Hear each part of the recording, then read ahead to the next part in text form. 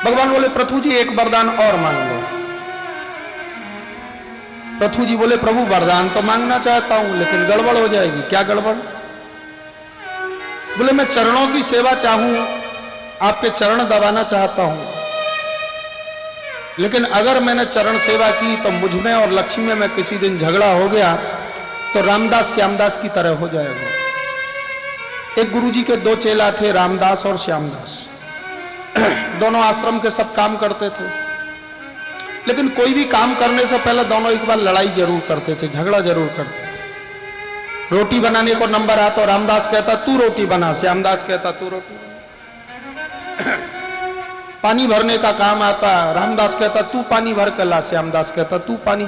काम तो करते थे, झगड़ा कर करके करते थे। गुरुजी बोले देखो भैया, ये आश्रम के वातावरण में ये लड़ना झगड़ना ठीक नहीं है, तुम्हारे काम बंटवारा करे दे रहे हैं। रामदास तुम रोटी बनाओगे, श्यामदास तुम पानी लाओगे, रामदास तुम झाड़ू लगाओगे, श्यामदास तुम लकड़ी लाओगे। आश्रम के सुबह से रात्रि तक सब काम बांट दिए, और वो भी बदल बदल के, अल्टरनेट डेज के हिसाब से।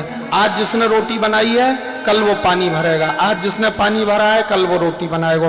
बदल बदल के सेवा कर दी, जिससे कोई यो न कहे कि मैं यही करता रहूं क्या। और तो और गुरुजी ने अपने शरीर की सेवा भी बांट दी। रामदास तुम्हारा दाहिना पैर, श्यामदास तुम्हारा बायां पैर। अपनी चरण सेवा भी गुरुजी ने बांट दी। दोपहर के समय भोजन करके, सर्दी को समय हो, धूप में चारपाई बिछा के गुरुजी बाएं करवट लेटे। बाएं करवट लेटने से स्वास्थ्य ठीक रहे, क्यों बाईं तरफ हृदय है ना, तो हृदय को, रक्त को संप्रेषित करने में, ब्लड को सर्कुलेट करने में हार्ट को सुविधा रहती है। इसलिए बाएं करवट लेटने से बढ़िया रहता है, स्वास्थ्य बढ़िया रहता है, हृदय पर जोर कम पड़े रक्त को घुमाने में। गुरुजी बाईं तरफ लेटे थे, और गुरुजी बाएं करवट लेते थे तो बाएं चरण पे दाहिना पैर रखो। दाहिना पैर श्यामदास का और बायां पैर रामदास का। रामदास ने श्यामदास से कहा देख श्यामदास, तेरा पैर मेरे पैर के ऊपर रखा है, संभाल ले अपने पैर को, नहीं तो झगड़ा हो जाएगा। श्यामदास दौड़ के गए, गुरुजी को सीधा लेटा दिया, दोनों पैर सीधे हो गए। थोड़ी देर गुरुजी सीधे लेटे रहे, पर गुरुजी गहरी नींद में थे। गुरुजी ने थोड़ी देर बाद फिर करवट लियो, बाएं पैर के ऊपर फिर दाहिना पैर आ गया। फिर रामदास ने श्यामदास से कहा श्यामदास देख तेरा पैर बहुत बिगड़ गया है, दोबारा आ गया मेरे पैर के ऊपर, समझा ले नहीं तो डंडा से बात करूंगा। श्यामदास दौड़ के गए, गुरुजी को दोबारा से सीधा लिटा दिया। गुरुजी दोबारा सीधे लेट गए। थोड़ी देर में गुरुजी ने फिर करवट लियो, या फिर गुरुजी ने जैसे ही करवट लियो ना, अब तो बस रामदास ने श्यामदास से तो कुछ नहीं कहा, एक डंडा उठाया, और डंडा उठा के दौड़ के जाके और श्यामदास का पैर यानी गुरुजी के दाहिने पैर में, श्यामदास वाले पैर में, और रामदास ने जाके एक सोटा लगाया, आग धड़ाक करके। जैसे ही सोटा लगाया और महाराज श्यामदास ने देखा अरे मेरा पैर पिट गया, श्यामदास ने भी एक डंडा उठाया, दौड़ा और रामदास के पैर में यानी गुरुजी के बाएं पैर में एक सोटा लगाया, आग धड़ाक करके। गुरुजी बोले अरे दोस्तों, ये तुम्हारे पैर नहीं है, मेरे दाएं बाएं पैर हैं। तो आज पृथु जी कह रहे हैं कि जैसे चरण सेवा के ऊपर रामदास श्यामदास में झगड़ा हो गया, ऐसा ही मैं चाहता हूं आपके चरण दबाना और आपके पैर दबा रही है लक्ष्मी। किसी दिन हम में और लक्ष्मी में झगड़ा हुआ तो नारायण बोले नहीं ऐसा नहीं, एक दिन आप चरण सेवा करोगे, एक दिन लक्ष्मी चरण सेवा करेगी।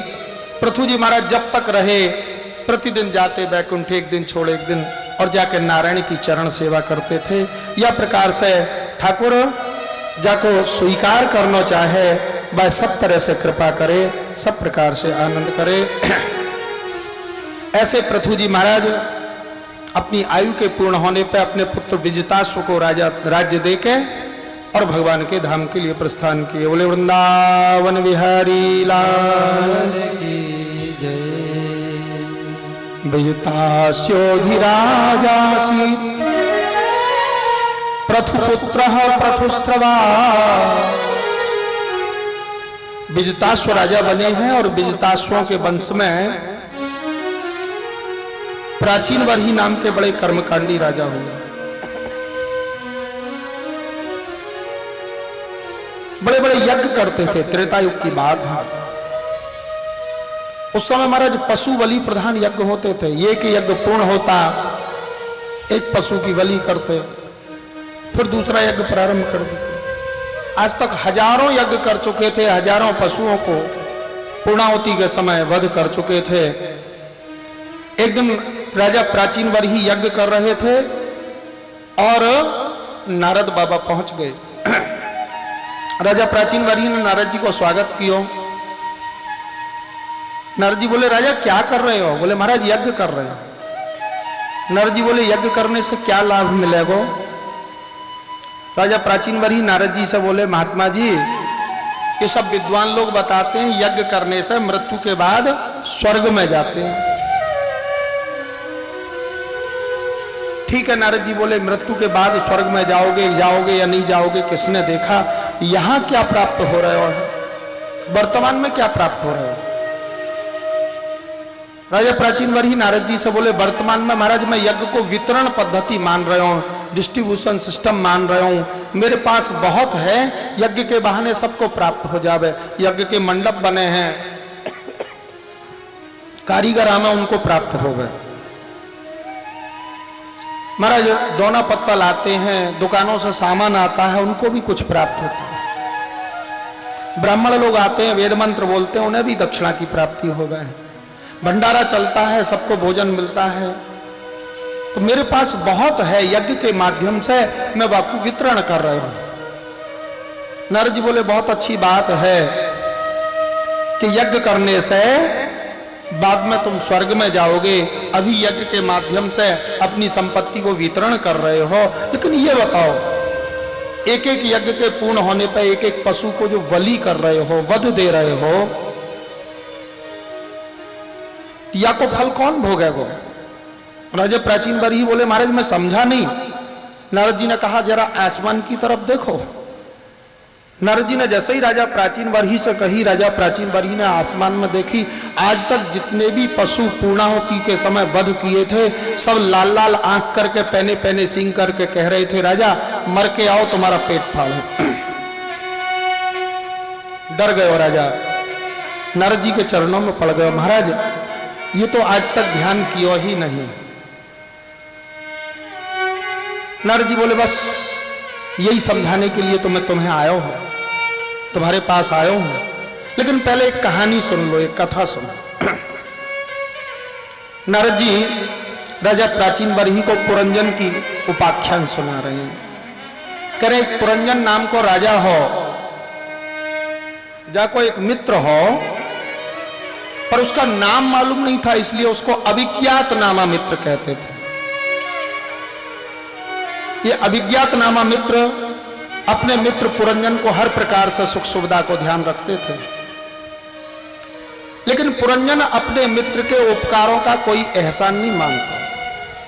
सोचता हमारे मित्र ने क्या किया, जो भी कर रहे हैं हम अपने पुरुषार्थ से कर रहे हैं। एक बार की बात है, ये पुरंजन बहुत से महाराज नगरों में भ्रमण करने के लिए गयो। बहुत नगर देखे, बहुत घूमा, पर इसको कोई नगर पसंद नहीं आया। फिर ये पुरंजन दक्षिण दिशा में गयो।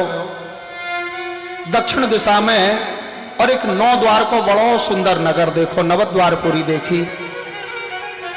नवद्वारपुरी के बाहर एक बड़ी सुंदर स्त्री खड़ी थी। उस स्त्री के आगे 11 सेवक चल रहे थे। उन 11 सेवकों के आगे 5 फन को एक सांप चल रहे हो। और जैसे ही यह स्त्री ने पुरंजन को देखा है, बड़ी मीठी मीठी वाणी में कहने लगी, पधारिए पधारिए महाराज, मैं तो आपकी ही प्रतीक्षा कर रही थी। पुरंजन ने वह स्त्री से पूछो, देवी आप कौन हो? ये 9 द्वार का नगर ये किसका है? ये आपके आगे 11 सेवक चल रहे हैं, ये कौन है?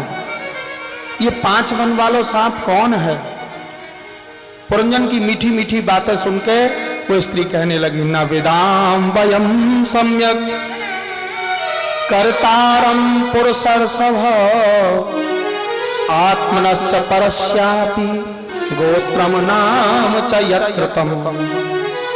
महाराज, न मैं मेरा नाम जानती हूं, न मैं जाति जानती हूं, न मैं मेरा गोत्र जानती हूं।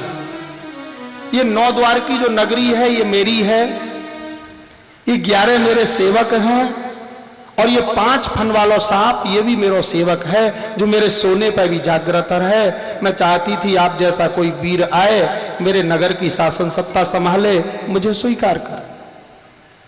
नारद जी कह रहे हैं वो पुरंजन उस स्त्री की मीठी मीठी बातों में आ गयो, उसके संग विवाह कर लियो, उसको पुरंजनी बना लिया, उसके नगर में रहने लगो।